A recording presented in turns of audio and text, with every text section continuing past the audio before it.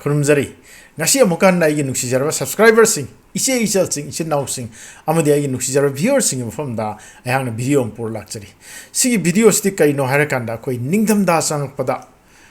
ꯑꯍꯜ ꯑꯣꯏꯕꯁꯤꯡꯅ ꯌꯥꯝꯅ ꯁꯤꯒꯜꯂꯤ ꯍꯥꯏꯕꯁꯦ ꯃꯁꯤꯒꯤ ꯃꯇꯥꯡꯗ ꯑꯩꯍꯥꯛꯅ ꯊꯤꯒꯠꯆꯔꯨꯕꯗ ꯑꯩꯈꯣꯏꯒꯤ ꯌꯥꯝꯅ ꯄꯕ꯭ꯂꯤꯁ ꯂꯤꯇꯔꯦꯆꯔ ꯃꯌꯥꯝ ꯑꯃ ꯂꯩꯔꯝꯃꯤ ꯃꯁꯤ ꯄ꯭ꯔꯤꯊꯤꯕꯤꯒꯤ ꯃꯐꯝ ꯈꯨꯗꯤꯡꯃꯛꯇ ꯑꯩꯍꯥꯛꯅ ꯃꯁꯤ ꯊꯦꯡꯅꯖꯔꯨꯕꯁꯤ ꯑꯩꯈꯣꯏꯒꯤ clinical gerontology unit haidana Cambridge UK gi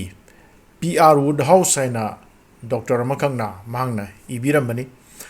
masi nataba atopa ayhagna Google Scholar da thija matamda so many publication lerame si publication singje prithvi gi mafam loina maktagi hairiba ningdamda matamda ahal singsi yam sigalli haibagi matang si dum phajana yawi masi karigino haina ina khara kupna pajaba matamda karino hairakanda koina tongan ba maram mayam ama leire ningdamda da ahansingna siganbei maramse si maramse karino haibi matang duni aihangna ngasi mayamda haijagadorisi aduna masi karmain toroga masidi ngathokpa yabage haibi matang suni maroina koina ningdamda yorokma matamseida ahal loiba singsina sibasi tongan by koi prithvi mafam kaya Iceland, Portugal, Hong Kong, Korea, Japan, Canada, USA, Chile, Australia, New Zealand, Tunisia, Egypt asina singba haibadi yamna ayingba lamdagi yam ashaba lam the mayawrapna leiba koi lam sing aying asada asuma jaga sing su asuma se adum thokpa haibtare masi karigino haibkana sahi chupasi study to matamda ningdam thadana ahan singna sibagi saruk se asuki mati hengat pa haitare ada masigi Hong Kong gi study si amadi United koi nations ki mogi ton yearbook si thiru matamda sumaina ningdam thada ahal sing am sigali haibasi phajana koina masigi data layaba ase kari gino har kana maruoina aside sigalli singse koigi cardiovascular haibdi heart ki maruoina heart attack kumba koigi myocardial infarction ba yam toganba adi atopa mana lok khuba thabaki problem asi yam oigan bhai tare maruoina lok ki haibdi thabaki problem adi ton infection amadi myocardial infarction na singba asi mayam sina sibigi masak asugi mati oi adudi kari no ha kana maroina ingba sina karmai tawdi environment ki temperature si handharak pana maram oidana ekoi gi tongan ba hakchang da magi problem mayam lai haiwe problem sing si karmai tawgeda ekoi gi maruoina heart ta yamna panba koi myocardial infarction mayam tawgalli haibasini aduna ningdam thagi matam sting da khara yaringai lumna leibasi am tangai phade haibasini aduna masigi si study mayam hanjan taw matamda myocardial infarction se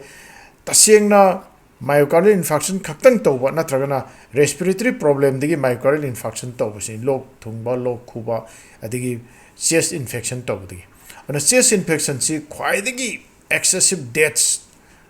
sibigi chang se England gum Wales gum the ningdam das the influenza epidemic type the am matamda ningdam das the tawsi am thingnei aduna ayam matam sahi humphumai mathakta leiba mioi sing se masi 82% se sibase ningdam da da ayam matam da oi haibasini aduna nasagi tongan ba acute vascular disease mayam asi koi influenza attacks na koi cold adigi respiration gi virus ki attack sina ayama masi hogat halli haibsini aduna hairiba study si khare hen ingba England guma Wales guma tadang torobra hairigasu koi New Zealand guma Australia guma adu yam hena ingdaba jaga sing su hari myam si loinamak tawba even Middle East countries Egypt na singba jaga sing dasu hairiba sing sa adum thokpa si moi thengnai adum mathangda ton ba maram mayam sulai maruoina koi ningdam thagi matam steida ingmana maram oidana koi kharaga hena dental infection gumi chance hen ba aduna masisu myocardial infarction to wi maram amani haibne singma mayam su puthoi mathang da easy phamjan ba ꯅꯤꯡꯊꯝꯊꯥ ꯌꯧꯔꯀꯥꯟꯗ ꯏꯁꯤ ꯐꯝꯖꯟꯕ ꯐꯝꯖꯜꯂꯤꯅꯗꯤ ꯃꯔꯨ ꯑꯣꯏꯅ ꯀꯩꯅꯣ ꯍꯥꯏꯔꯀꯥꯟꯗ ꯑꯩꯈꯣꯏ ꯂꯦꯡꯕ ꯑꯣꯠꯄ ꯋꯥꯠꯂꯛꯄꯒꯤꯅꯤ ꯍꯥꯏꯅ ꯍꯥꯏ ꯑꯗꯨꯒ ꯏꯪꯕ ꯃꯇꯝꯁꯤꯗꯩꯗ ꯁꯔꯀꯨꯂꯦꯁꯟꯁꯤ ꯈꯔ ꯋꯥꯠꯂꯛꯄꯗꯅꯤ ꯈꯔ ꯍꯦꯟꯅ ꯏꯁꯤ ꯐꯝꯖꯟ ꯈꯣꯠꯆꯟꯕ ꯃꯁꯤꯒꯤꯁꯤꯅ ꯑꯩꯈꯣꯏꯒꯤ ꯍꯥꯔꯠꯇ ꯑꯦꯇꯦꯛ ꯇꯧꯅꯕꯒꯤ ꯃꯆꯥꯛ ꯃꯔꯨ ꯑꯣꯏꯅ ꯍꯥꯔꯠꯇ ꯏ ꯆꯦꯟꯕ ꯋꯥꯠꯂꯛꯄꯗꯒꯤ ꯃꯥꯏꯑꯣꯀꯥꯔꯗꯤꯌꯜ ꯏꯟꯐꯥꯔꯛꯁꯟꯒꯨꯝꯕ ꯇꯧꯕ ꯍꯥꯔꯠ ꯑꯦꯇꯦꯛꯁꯅ ꯃꯌꯥꯝ ꯍꯥꯏꯅꯔꯤꯁꯤꯡꯁꯦ ꯃꯁꯤ ꯇꯧꯕꯒꯤ ꯆꯥꯟꯁ ꯌꯥꯝ ꯋꯥꯡꯉꯤ ꯑꯁꯤꯗ ꯅꯠꯇꯅ ꯑꯩꯈꯣꯏ ꯇꯣꯉꯥꯟ ꯇꯣꯉꯥꯟꯕ ꯁ꯭ꯇ꯭ꯔꯣꯛꯅꯆꯤꯡꯕ ꯇꯧꯕꯒꯤ ꯆꯥꯟꯁ ꯌꯥꯝ ꯋꯥꯡꯉꯤ ꯍꯥꯏꯕꯁꯤꯅꯤ तोन तोन फैक्टर मैम से खुद अखोई हक्चांगी कोलेस्ट्रॉल वांग निंगदमता अखोईसू मीसी अखोई थबक सूब खोप अद मैम चथो खोटोप इंगी है चटनदब असीसु मथक्ता एक्सरसाइज वाचलप